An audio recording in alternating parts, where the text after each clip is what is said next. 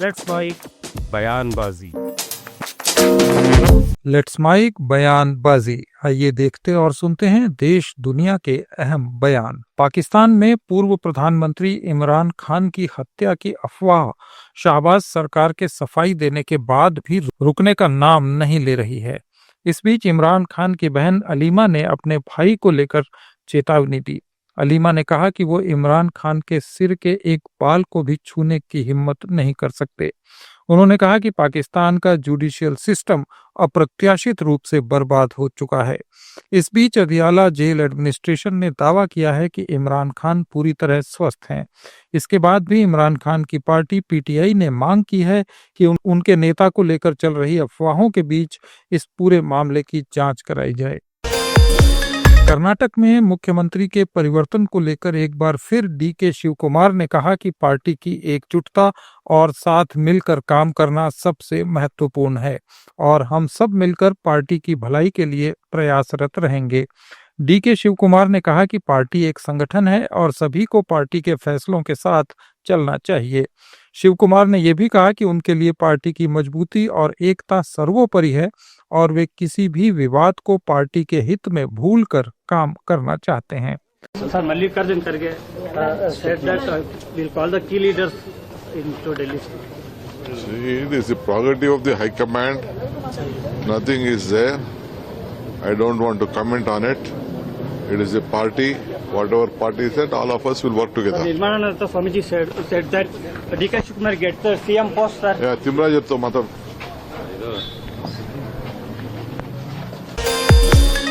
कांग्रेस नेता संदीप दीक्षित ने कर्नाटक के मुख्यमंत्री विवाद पर बीजेपी पर तंज किया। उन्होंने कहा कि सीएम नेतृत्व का फैसला विधायक और कांग्रेस हाईकमान मिलकर करते हैं, न कि बीजेपी की तरह बार बार सीएम बदलकर। उन्होंने कहा कि गुजरात में पता ही नहीं चलता कि 6 महीने बाद कौन मुख्यमंत्री होगा। संदीप दीक्षित ने कर्नाटक कांग्रेस के दोनों बड़े नेताओं शिव कुमार और सिद्धारमैया का समर्थन करते हुए कहा कि अगर कोई बदलाव होता भी है तो वो हाईकमान तय करेगा।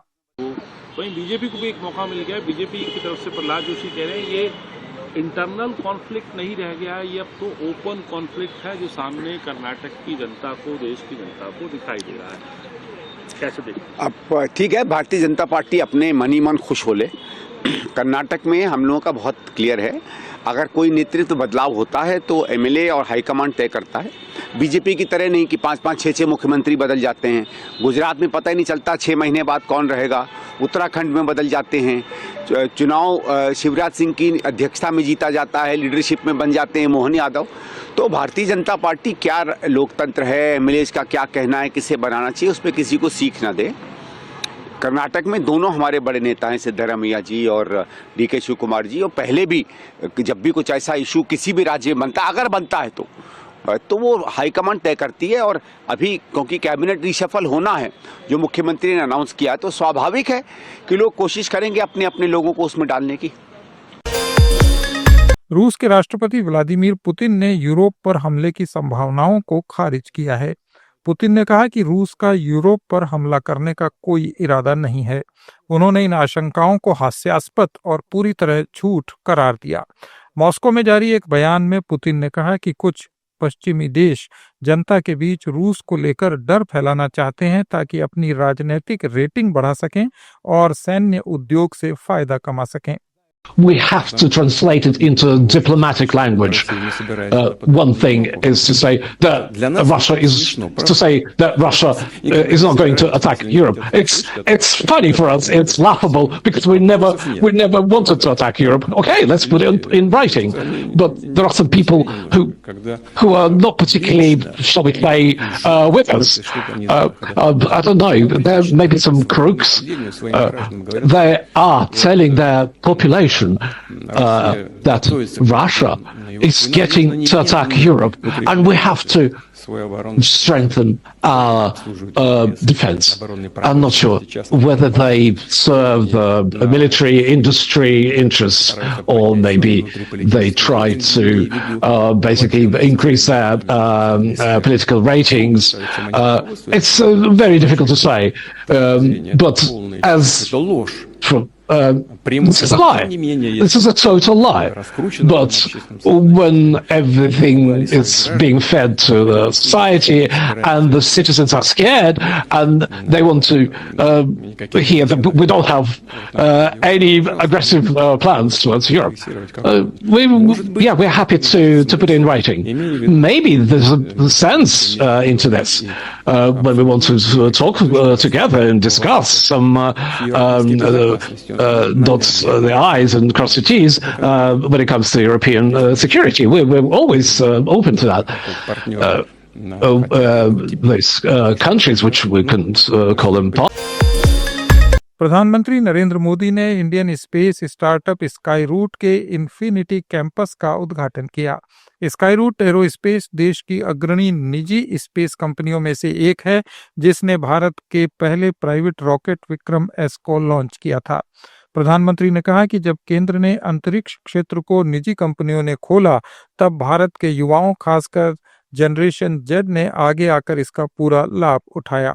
देश में 300 से ज्यादा स्पेस स्टार्टअप काम कर रहे हैं, जो भारत के अंतरिक्ष भविष्य को नई उम्मीद दे रहे हैं। साथियों, भारत का युवा देश हित को सर्वोपरि रखकर चलता है। वो हर अवसर का सही इस्तेमाल करता है। जब सरकार ने स्पेस सेक्टर को ओपन किया, तो देश के युवा और खासकर हमारे जेन जी यूथ इसका भरपूर फायदा उठाने के लिए आगे आ गए। आज भारत के 300 से अधिक स्पेस स्टार्टअप्स भारत के स्पेस फ्यूचर को नई उम्मीदें दे रहे हैं, और इसमें भी खास ये कि हमारे अधिकार और हमारे अधिकतर स्पेस स्टार्टअप्स इसकी शुरुआत बहुत छोटी टीम से हुई है, और मुझे इन सबको पिछले 5-6 साल में लगातार मिलने का अवसर मिला है। कभी 2 लोग, कभी 5 साथी, कभी एक छोटा सा किराए का कमरा। टीम छोटी थी, संसाधन सीमित थे, लेकिन इरादे नई बुलंदी छूने के हैं। फिल्म स्टार अक्षय कुमार ने जयपुर में राजस्थान के सीएम भजन लाल शर्मा से मुलाकात की। उन्होंने कहा कि भजन लाल शर्मा ने मुझे राजस्थान का पारंपरिक खाना खिलाया और हमारे बीच काफी बातचीत हुई। अक्षय कुमार ने कहा कि मैंने उन्हें बताया कि कैसे हमारी फिल्म इंडस्ट्री के लोग राजस्थान आकर शूटिंग करना चाहते हैं। सबसे पहले तो उन्होंने मुझे खाना खिलाया और राजस्थानी खाना खिलाया, और बहुत सारी बातें भी की। बातों में फिल्मों की बात निकली, कैसे राजस्थान के बारे में उन्होंने मुझे बताया, एंड मैं भी उनको बता रहा था कि कैसे हम हमारे जो फिल्म वाले हैं इधर आके और शूटिंग करना चाहते हैं, एंड बहुत सारी चीज़ें हमने डिस्कस की। एंड वैसे भी हमारे जो मुंबई में हैं, हम खबर पढ़ते रहते हैं कि राजस्थान में कैसे कैसे चीज़ें सोलर को लेके इतना सारा कुछ चीफ मिनिस्टर के द्वारा सोलर से लेके इतना कुछ हुआ है। फिर मैं हाल ही में सबमिट भी हुआ था राइजिंग राजस्थान, 35 लाख करोड़ का हुआ था। And so Rajasthan is emerging as a very big winner, so looking forward for coming for more films and starring and shooting. Congress नेता अधीर रंजन चौधरी ने ममता बनर्जी पर निशाना साधा है। उन्होंने कहा कि वोट चोरी के खिलाफ राहुल गांधी से पहले किसी नेता ने इस मुद्दे पर आवाज नहीं उठाई थी। चौधरी ने आरोप लगाया कि उस वक्त ममता बनर्जी चुप रहीं और बिहार चुनाव में उन्होंने एक बार भी ये नहीं कहा कि भाजपा को हराना जरूरी है। कांग्रेस नेता ने दावा किया कि बंगाल में बीजेपी और तृणमूल कांग्रेस अंदर से मिले हुए हैं। वो चुप्पी साधी बैठे रहे। आप थोड़ा देखिए, अभी जब बिहार में बीजेपी की जीत हुई तो लगता है उन्हें खुशी हुई है। और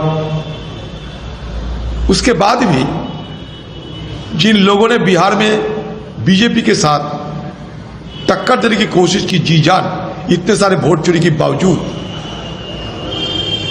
उनको ये बेचारा कहने लगे। बेचारा और बेचारी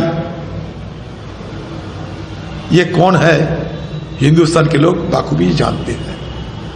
बंगाल में एक तरफ बीजेपी, दूसरी तरफ टीएमसी पार्टी, दोनों मिली भगत सियासत करते हैं, चुनाव करते हैं।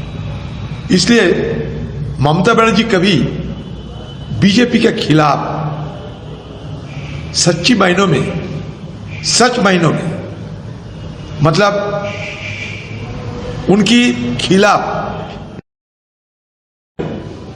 लेकिन बाकी सारे चीजों पे वो रोड़ा डालेगी। ये मेरा अनुभव है, मैं किसी दूसरे की बात नहीं कर सकते। ये मेरा अनुभव यही है कि बीजेपी के खिलाफ वो चिल्लाएगी लेकिन कोई ठोस कदम नहीं उठाएगी और ऐसा कोई हरकत नहीं करेगी जिसके चलते बीजेपी को कोई हानि हो। वो चाहती है कि अगर देश में कोई ना रहे तो पहला नंबर कांग्रेस पार्टी और राहुल गांधी। क्यों?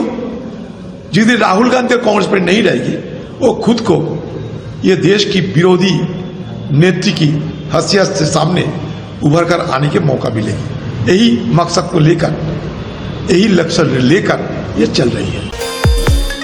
राजस्थान सरकार के मंत्री डॉक्टर किरोड़ी लाल मीणा ने राज्य में यूरिया की सप्लाई को लेकर चिंता न करने की बात कही है।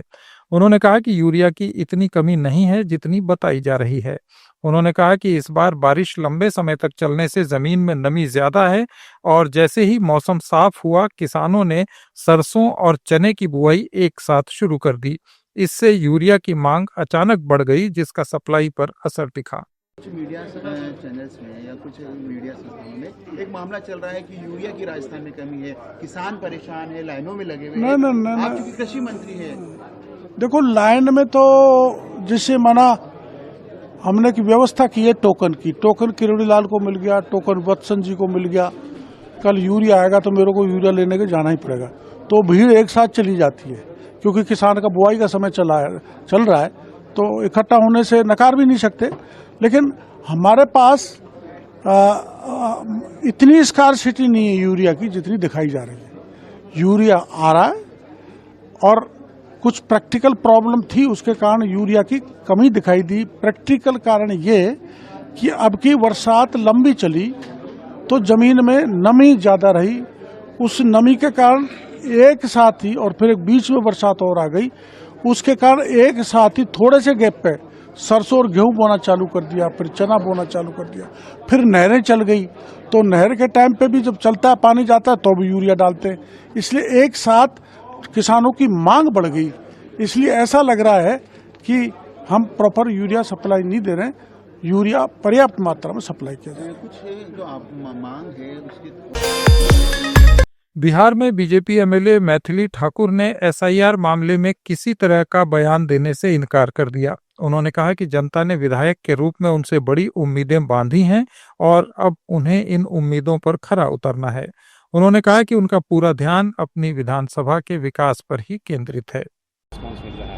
अभी फ़िलहाल तो बहुत रिस्पॉन्सिबल तो महसूस कर रही हूँ और ओथ नहीं लिया है, लेकिन अभी से काम करना भी शुरू हो गया है। वेकेशन, हॉलीडेज़, ये सब का मतलब भूल गए। मतलब ऐसा एक अंदर फीलिंग जो है बहुत स्ट्रॉन्ग हो गई है कि अब मुझे काम में लग जाना है। तो बस यही है कि लग गए हैं, सब लोगों से मिलना जुलना चलते रहता है और काम कैसे आगे बढ़ाना है उसके बारे में प्लानिंग चलती रहती है। एक्सपीरियंस आपका कैसे रहा अब जब आप पब्लिक के बीच में जा रही हैं? पब्लिक कैसा आपको रिस्पॉन्स? पब्लिक तो बहुत उम्मीद के साथ अपना विधायक चुनी है। ये थे आज के कुछ अहम बयान। अपडेट्स के लिए जुड़े रहिए लेट्स माइक के साथ।